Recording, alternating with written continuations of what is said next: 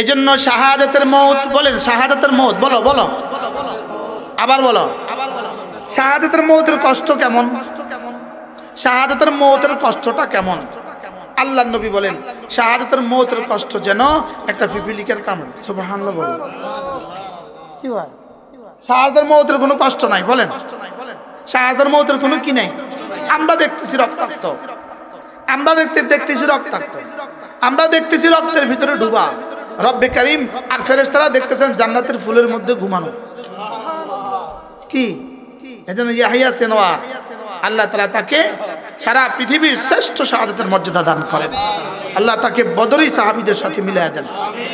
আহ কি মজার এক জিন্দেগি ছিল।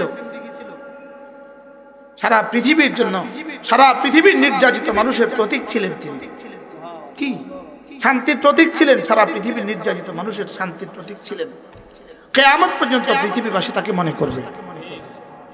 আরে নব্য ফেরাউন বলেন, নেতানিয়াহু নব্য ফেরাউন বলেন।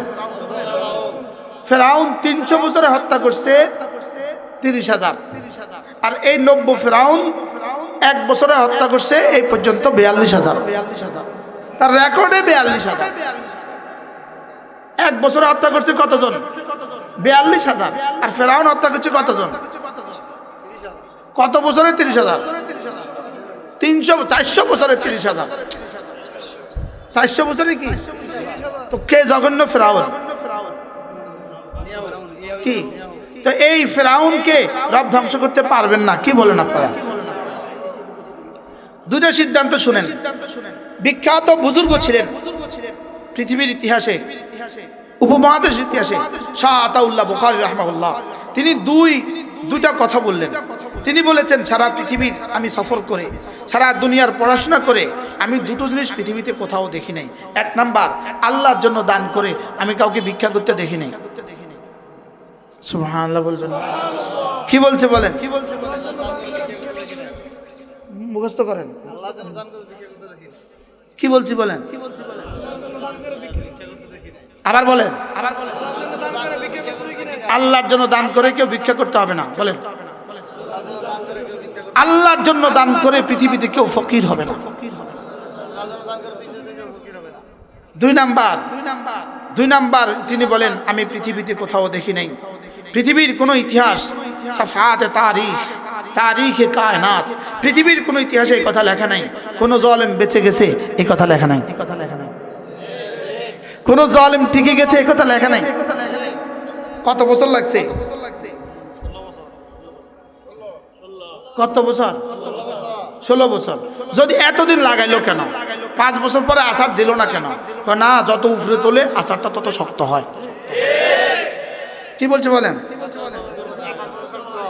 যদি 5 বছর পরে আসার দিত পান্ডা বাচ্চা লইয়া ভাগা লাগতো না। কি এজন্য পৃথিবীর কোনো জালেম টিকে না বলেন।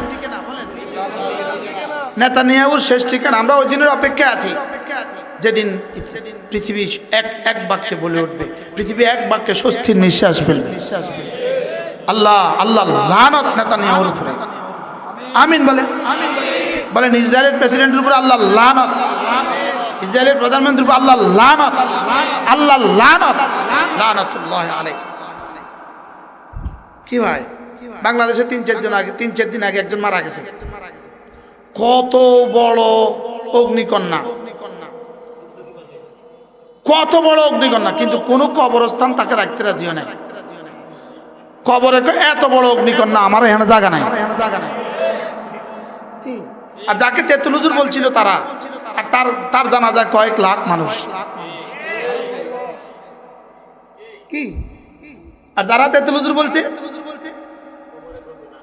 যে কবরে গসে না, কবরস্থানে ঘুরতেছে, কয় আম করে একটু জায়গা দাও, জায়গা কিনে নিব না, তোরার কাছে জায়গা বেচতাম না। শেষ পর্যন্ত কি করছে জানেন? আচ্ছা এই কবরে তো আমার স্বামীর কবর আছে, আমার স্বামীর তো আগে এই কবরে কবর দিছে, তো নতুন জায়গার দরকার নাই, স্বামীর কবরের ভিতরে দিত, ওখানে দিছে। কি ভাই, রব কি দেখেছে উম্মতকে? আর যে তেতুল হুজুর বলছিল এক কুলাঙ্গা, বাংলাদেশে এক কুলাঙ্গা যে সর্বপ্রথম আল্লামা আহমদ শফীকে তেতুল হুজুর বলছিল, কমপক্ষে 200 পুলিশ তাকে পরিবেষ্টন করে নিতেছিল থানায়, আর একটা যুবক লুঙ্গি পিন্ধনে গেঞ্জি গায়ে দেয়, আস্তে আস্তে ঢুকে একটা লাথি দিয়ে কয় আর কবিতে তুলুজু জীবনে। আমার মনে হয় এই ছবিটা আল্লাহ তাআলা সঙ্গে সঙ্গে আল্লাহ মাহমুদ ছবিকে দেখা বলতেছে ভাল লাগে কি ভাই? তাহলে বলেন আল্লাহকে দিয়ে কেউ ঠকে না, বলেন, আর দুর্নীতি কেউ টিকে না। এজন্য পৃথিবীর ইতিহাসে এমন কোনো নজির নাই যে আল্লাহর জন্য দান করে ফকির হয়ে গেছে, আর পৃথিবীর ইতিহাসে এমন কোনো ঠিকানা নাই, নজির নাই যে জুলুম করে কেউ বেঁচে গেছে। তাহলে জুলুম করে কেউ কি করে না, বাঁচে না, আর আল্লাহর রাস্তা দান করে কেউ কি ঠকে না। আমাদের আল্লামা তারেক জামিল দামাত বারাকাতুহু বলেন, এখানে আল্লাহকে দিয়ে আল্লাহকে ভালোবেসে হারনা নেই, হারনা নেই, আল্লাহকে ভালোবেসে হারা নাই, আল্লাহকে হারিয়ে জিতে নাই। কি বলছি বলেন? আল্লাহকে হারিয়ে কি নাই, আল্লাহকে হারিয়ে জিতে নাই। আর আল্লাহকে পেয়ে, যে আল্লাহকে পেয়েছে সে সব পেয়েছে, যে আল্লাহকে হারিয়েছে মান জাআ বিল হাসানা, যে আমার কাছে আসার সময় হাসানা নিয়ে আসবা, হাসানা নিয়ে আসবা, ফালাহু খায়রুম মিনহা, তুমি যা নিয়ে আসবা তার থেকে শ্রেষ্ঠটা পাবা। আর কি হবে জানো? অহুম মিন ফাজাইন ইয়াউমাইদিন আমিনুন, আর সেদিন হাসরের ময়দানে তোমার মৌত থেকে শুরু করে জান্নাত পর্যন্ত যত ভয়ানক ঘাঁটি আছে, সমস্ত ভয়ানক ঘাঁটি থেকে আমি তোমাকে নিরাপত্তার চাদর দিয়ে ঢেকে দেব। আল্লাহ তাআলা মেহেরবানি করে আমাদেরকে কথাগুলো বোঝা মানা সহজ করেন।